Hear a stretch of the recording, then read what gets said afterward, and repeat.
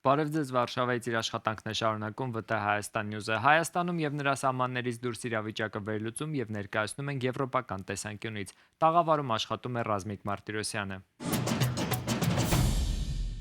Քննչական կոմիտեն քրեական վարույթ է նախաձեռնել Նարեկ Կարապետյանի դեմ։ Ըստ Քննչական կոմիտեի Ուժեղ Հայաստան դաշինքի առաջին համարով առաջադրված падգամավորի թեկնածու Նարեկ Կարապետյանը թաքցրել է պաշտոնատար անձի կարգավիճակ ձեռք բերելուն խոչընդոտող օտարերկրյա քաղաքացիություն ունենալու մասին տեղեկատվությունը։ Նարեկ Կարապետյանը հերքում է, շեշտելով, որ չունի երկքաղաքացիություն։ Ազգային ժողովի նախագահ Հալեն Սիմոնյանը սոցցանցի էջում մի փաստաթուղթ էր տեղադրել հարցնելով. Նարեկ Կարապետյանը Ռուսաստանի Դաշնության քաղաքացի է։ Նարեկ Կարապետյանը հերքել է, թե այլ երկրի քաղաքացիություն ունի։ Ուժեղ Հայաստան դաշինքի խոսնակ Մարիաննա Ղահրամանյանն էլ տեղեկացրել է, որ այսօրվանից դատական հայցեր են ներկայացվելու բոլոր այն ՔՊԱ-ականների դեմ, որոնք ըստ նրա հասցրեցին ապա տեղեկատվություն տարածել։ Հայաստանի իշխանությունները Ռուսաստանի հետ հարաբերություններում ոչ մի կտրուկ գործողություն չեն անելու։ Շնորհ համայնքի բնակիչների հետ հանդիպմանը Նիկոլ Փաշինյանն է շեշտել, որ Ռուսաստանի նախագահ Պուտինի հետ ունի ընկերական հարաբերություններ։ Ընդհանրապես ես չգիտեմ, ես կասկածում եմ, որ 2018 թվականից մինչև օրս Ռուսաստանի Դաշնության նախագահը ավելի շատ կոնտակտներ որևէ այլ լիդերի հետ ունեցել է։ Այս ընթացքում մենք 200-ից մոտ 200, հիմա թիվը կարող եմ մի քիչ խառնեմ, հեռախոսազրույց ենք ունեցել։ Մենակ հեռախոսազրույց 200 հեռախոսազրույցից ավել, դուք պատկերացնում եք, այդ նշանակում է, որ այս 8 տարվա մեջ համարյա ամեն ամիս գործնականում կամ գուցե ավելի հաճախ Ռուսաստանի Դաշնության կառավարության ղեկավարի հետ շատ ջերմ ընկերական հարաբերություններ ունենք։ Հայաստանում կստեղծվի նոր կիբեռլաբորատորիա։ Այս հարցն է քննարկվել ներքին գործերի նախարար Արփինե Սարգսյանի եւ Հայաստանում Միացյալ Նահանգների գործերի ժամանակավոր հավատարմատար Դեյվիդ Ալենի հանդիպման ընթացքում։ Կողմերը հայտնել են, որ նախագիծն արդեն գործնական փուլ է մտնում։ Առաջիկա օրերին կմեկնարկի լաբորատորիայի տեխնիկական հագեցման եւ սարքավորումների մատակարարման գործընթացը։ Հանդիպման ընթացքում նաեւ ընդգծվել է Հայաստան-Ամերիկայի Միացյալ Նահանգներ համագործակցության շարունակական զարգացումն ու կիբեռանվտանգության ոլորտում արձանագրված առաջընթացը։ Հետևեք ՎՏ Հայաստան Նյուզին Facebook-ում եւ YouTube-ում միշտ տեղեկացված լինելու համար։ Պաստառ պոկելու համար ձերբակալված անձը հոգեկան առողջության կենտրոնում ինքնասպան է եղել։ Քաղաքասարակության ներկայացուցիչները սա համարում են իրավապահ եւ առողջապահական համակարգի ձախողում։ Իրավապահ համակարգի ձախողում են համարում նաեւ Նիկոլ Փաշինյանի նախընտրական քարոզարշավի ժամանակ Փաշինյանին Ղարաբաղի թեմայով հարց տալուց եւ քննադատելուց հետո Արթուր Օսիպյանին ազատությունից զրկելը։ Թեմաների վերաբերյալ կզրուցենք իրավապաշտպան Զարուհի Հովհաննիսյանի հետ։ Տիկին Հովհաննիսյան, դուք ծավալուն հոդվածով անդրադարձել եք վերջին օրերին հանրությանը ցնցած ինքնասպանության դեպքին, ինչի ցուցիչ էր այս դեպքը, ովքեր պետք է պատասխանատվություն կրեն դրա համար։ Ընդհանրապես նմանատիպ դեպքերը մեկ անձի կամ մեկ ընտանիքի ողբերգություն չեն, սա համակարգային կուտակված խնդիրների այսպես ցցուն երևակումն է, որը որպես այդպիսին ես նաև որակել էի որպես մեկ մահ եւ որը անցնում է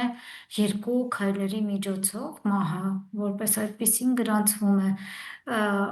անցնելով իրավապահ համակարգի միջով եւ նաեւ առողջապահական համակարգի միջով, եթե հաշվի առնենք, որ անձը հայտնվել է հոգեկան առողջության կենտրոնում եւ հենց այնտեղ էլ ինքնասպանություն է գործել։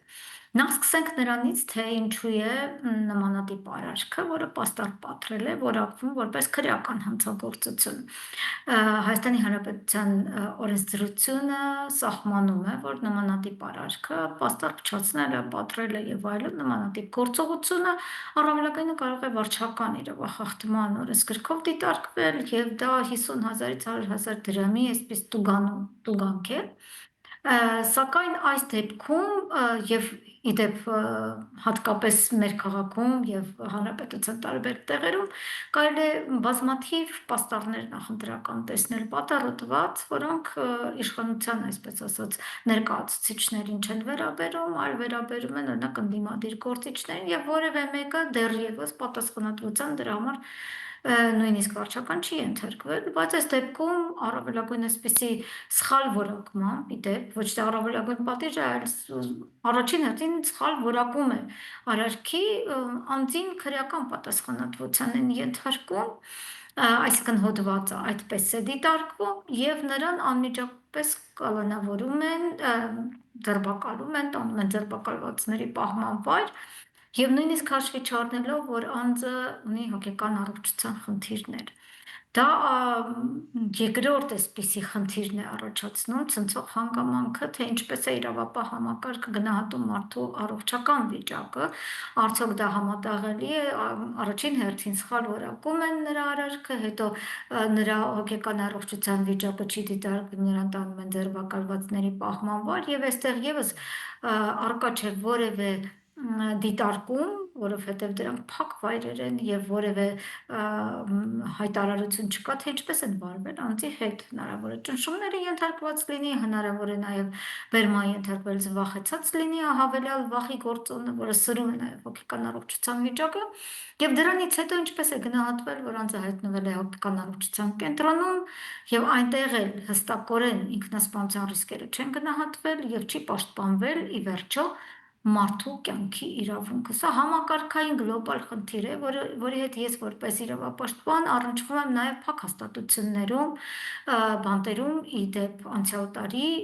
8 ինքնասպանության դեպք է եղել, որը աննախադեպ թիվ է վերջին տարիների տեսանկյունից, կարող եմ համեմատել 24 թվականի հետ, երբ 0 ինքնասպանության դեպք է եղել, եւ 25 թվականին արդեն 8 ինքնասպանության դեպք եւ այս տարի եւս 2 դեպք կա արկա է։ Այսինքն ինչպես են վերաբերվում հոգեկան առողջության գնահատմանը, ինչպես են վերաբերվում ինքնասպանության, ինքնավնասման ռիսկերին,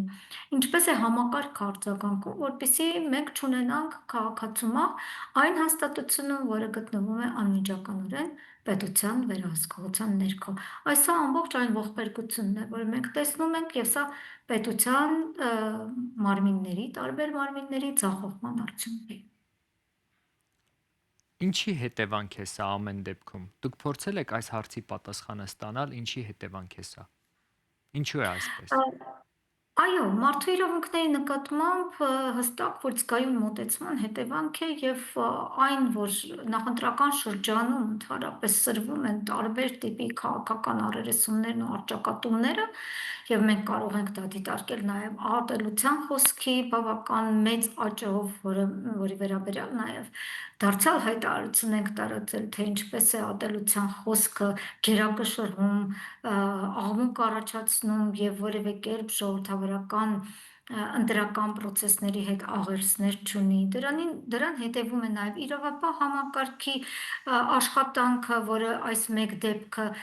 ողբերգությամբ է ավարտվել, բայց երկրորդ դեպքի վերաբերյալ այսօր եւս հայտարարություն են կարել կապված Օսիպյանի ձերբակալության նրա արարքը դարձյալ նրա քննադատական վերաբերմունքը եւ հարցադրումներ հնչեցնելու ցանկությունը թեկնածուին որակել նաև որպես խուլիգանություն եւ տարբեր այլ հոդվածներով, որը որպես այդպիսին նրա դարձյալ նրա արարքի հետ աղերսներ չունի նախընտրական կարծիքությունը խոչընդոտելը կամ բռնություն գործադրման հրապարակային կոչը, որպես այդպիսին նմանատիպ նկատառումներ առերևույթ չկան, եթե ունի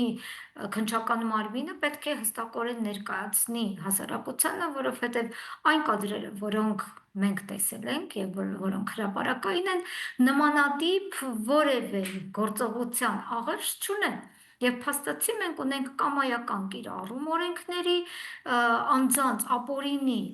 զրկում ազատությունից, որը դուք գիտեք, որ միջազգային նորմերով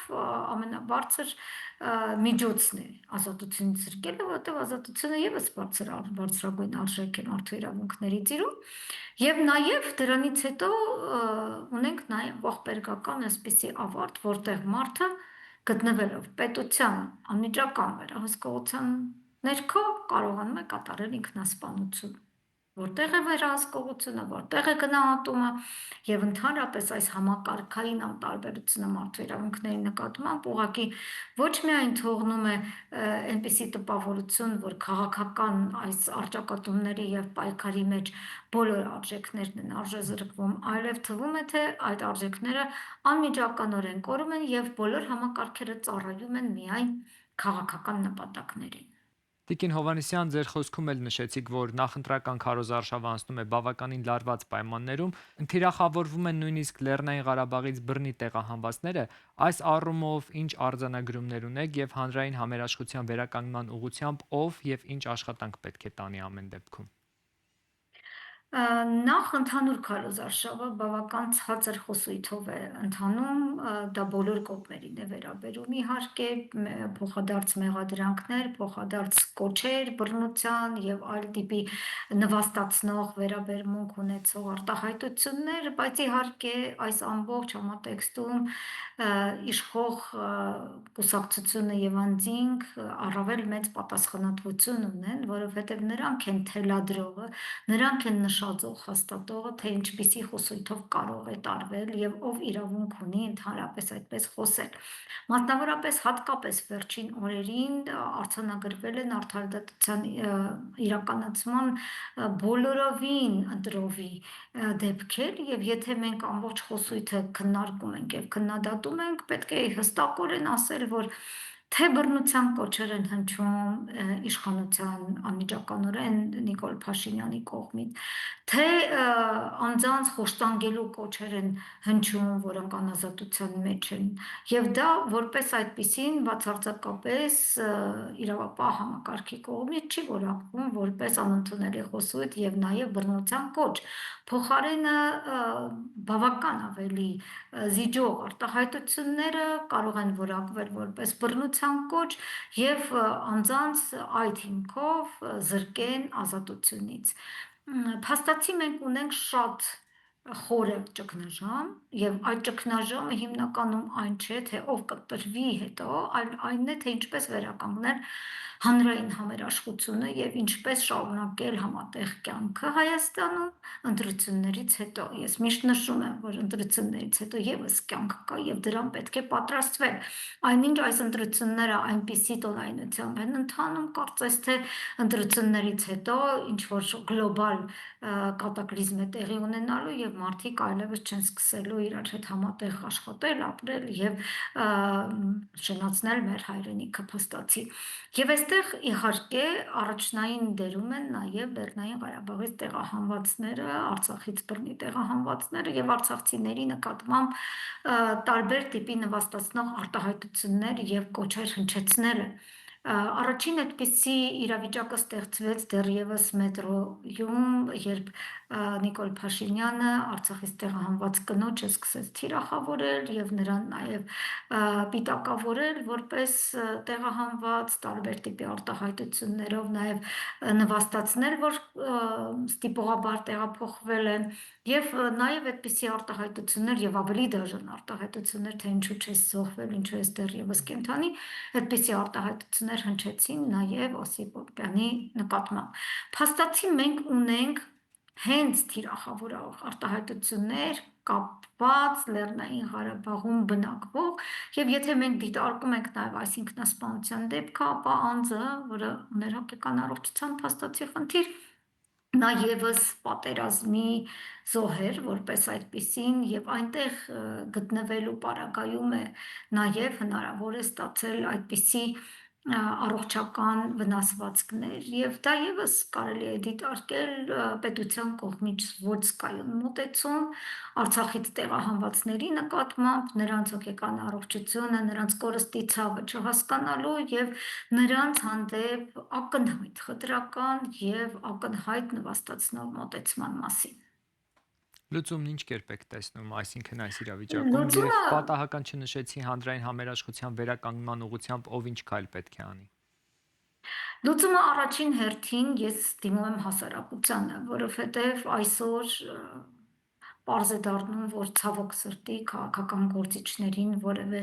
կոչ անհասանելի է, նրանք կուրացած են վերարտադրվելու մի կողմից